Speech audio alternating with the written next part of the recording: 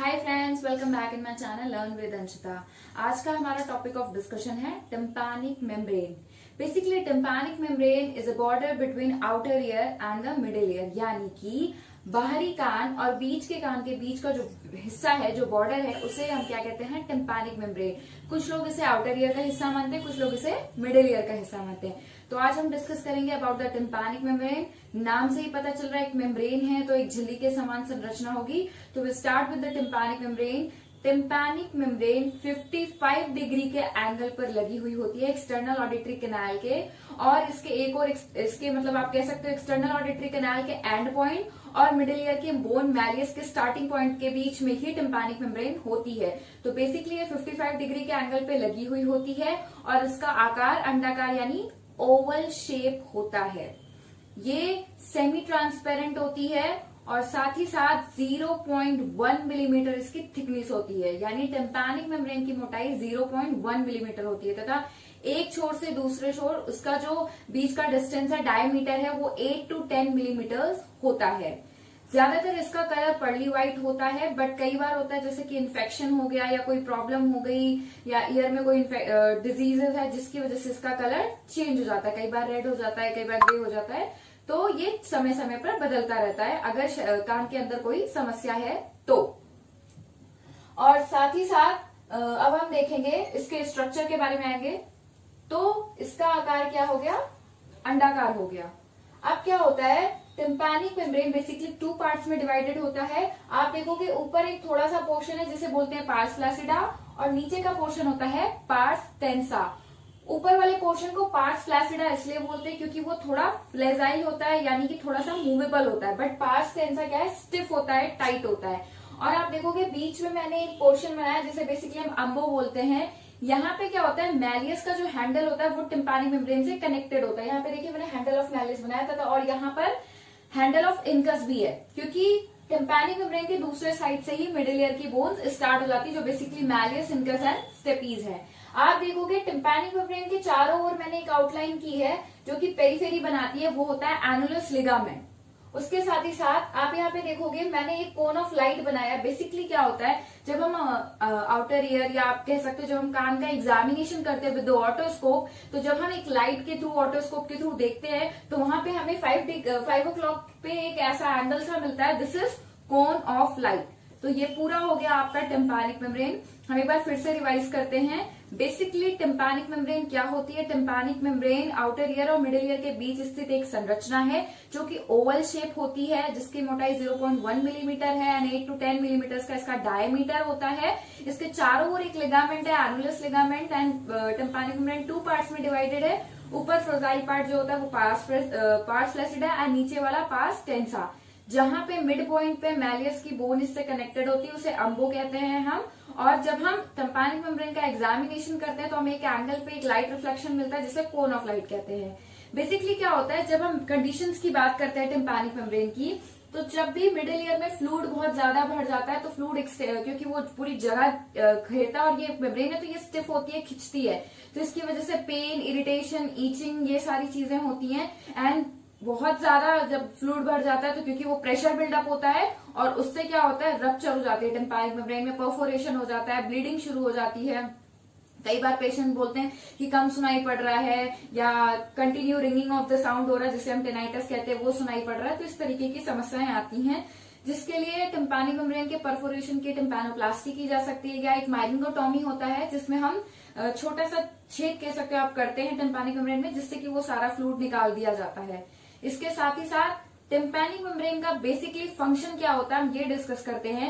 जब sound pinna के through collect किया जाता है, बिकॉज ऑफ फनल शेप है, तो वो एक्सटर्नल ऑडिटरी कैनाल से वाइब्रेट होता हुआ जाता है और उसके बाद क्या होता है, टिम्पैनिक मेम्ब्रेन जुड़ी है तो वो उसको वाइब्रेट करता है। और टिम्पैनिक मेम्ब्रेन के पीछे ही तीनों बोन्स हैं जो आपस में वाइब्रेट होने लगती है। तो this is the function of tympanic membrane. अभी डिस्कस करते हैं about the middle ear. So basically middle ear के बहुत सारे पार्ट्स हैं। So we start with the ossicles और मिडिल ईयर बोन्स और ऑसिकुलर चिली। तो ये स्टार्ट होता है, आप जैसे कि देख रहे हो मैंने डायग्राम में बनाया हुआ है, ये बेसिकली आपका एक्सटर्नल ऑडिटरी कैनाल है और एक्सटर्नल ऑडिटरी कैनाल के एंड पॉइंट पे क्या है, टिम्पैनिक मेम्ब्रेन। टिम्पैनिक मेम्ब्रेन के ही मिडिल पार्ट से, जैसे कि ऑलरेडी आई टोल्ड यू, कि हैंडल ऑफ मेलियस यानी कि मिडिल ईयर की बोन्स उसी से अटैच होना शुरू हो जाती हैं। तो टिम्पैनिक मेम्ब्रेन के पास सबसे पहली बोन आती है मैलियस, देन उसी से अटैच है इंकस, देन स्टेपीज। ये तीनों क्या है? Middle ear bones. इसको शॉर्ट फॉर्म आप याद रख सकते हो मिस, MIS, यानी मैलियस, इंकस एंड स्टेपीज। ये तीनों बोन्स आपस में एक दूसरे से कनेक्टेड है। जैसे कि आप डायग्राम में भी देख सकते हो, इसके हेड से तुरंत इंकस कनेक्टेड है, इंकस के लोअर पार्ट से स्टेपीज का हेड कनेक्टेड है। ये तीनों बोन आपस में मिलकर क्या बनाती है? Ossicular chain. अगर इस चेन में किसी भी बोन में कोई भी प्रॉब्लम आती है तो साउंड का ट्रेवलिंग में प्रॉब्लम आ सकती है या साउंड ट्रेवल नहीं हो सकता है। तो we start from the first bone, malleus. Basically malleus का शेप क्या होता है? हैमर, यानी हथौड़े के आकार का होता है और इसकी लेंथ होती है 8 मिलीमीटर एंड वेट होता है 25 मिलीग्राम। इसी तरीके से स्टेपिस का भी approx length and weight malleus जितना ही होता है, यानी कि लेंथ 8 to 9 मिलीमीटर के अप्रॉक्स और वेट 25 मिलीग्राम के अप्रॉक्स होता है। इसका शेप एंगल होता है। एंगल आप कह सकते हो, जैसे कभी आपने कई बार देखा होगा मूची की दुकान पे जिसपे रख के वो अपना जूता या जो भी शू है उसको ढोकते हैं, बेसिकली वो एंगल शेप होता है।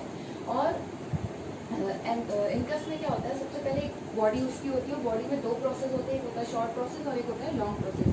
उसी तरीके से मैलियस में भी उसका एक हेड होता है और एक हैंडल होता है, और हैंडल से ही टिम्पैनिक मेम्ब्रेन कनेक्टेड होती है। थर्ड बोन जो होती है वो हमारी होती है स्टेपीज।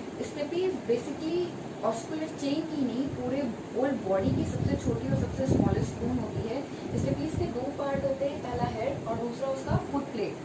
फुट प्लेट कहीं ना कहीं इनर ईयर का एक कह सकते हो दरवाजा, उसके बाद ही शुरू होता है ओवल विंडो, और ओवल विंडो से ही स्टार्ट होता है आपका कॉक्लिया।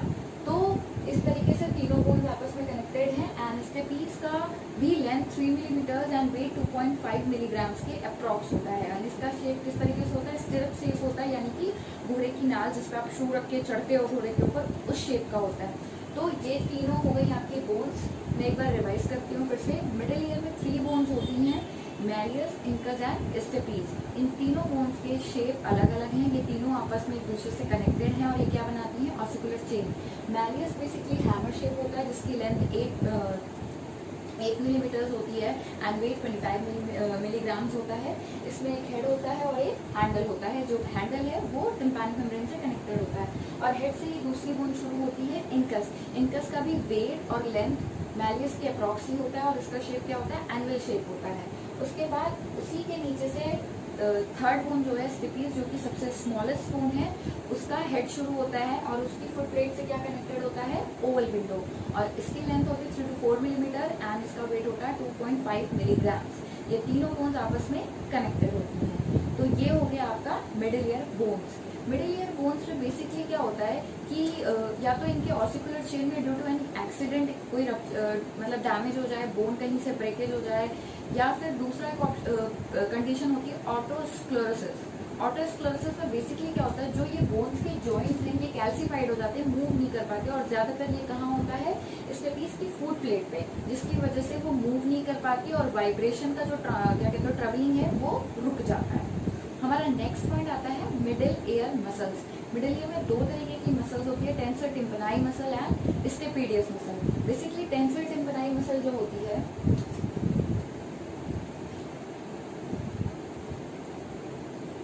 हैंडल ऑफ मेलियस से कनेक्टेड होती है और ये लॉन्ग होती है, ज्यादा लंबी होती है।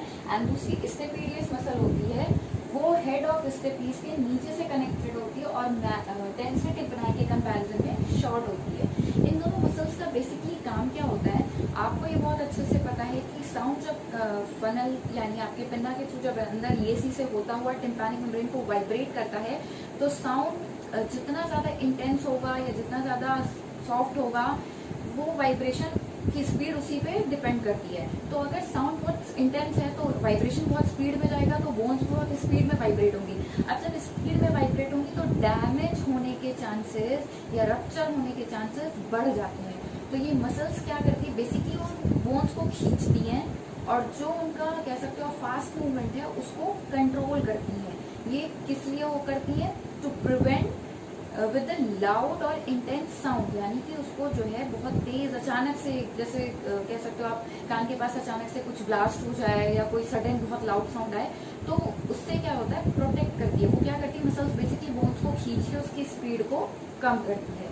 तो फिर से रिवाइज करते हैं। मिडिल ईयर में क्या होता है, दो तरह की मसल्स होती हैं, tensor tympani muscles and stapedius muscle. Tensor tympani muscle handle of malleus से कनेक्टेड होती है, लॉन्ग होती है, and stapedius muscle head of the stapes से कनेक्टेड होता है, ये थोड़ी शॉर्ट होती है। तो इन दोनों का काम क्या है, protection of the middle ear bones with the intense sounds.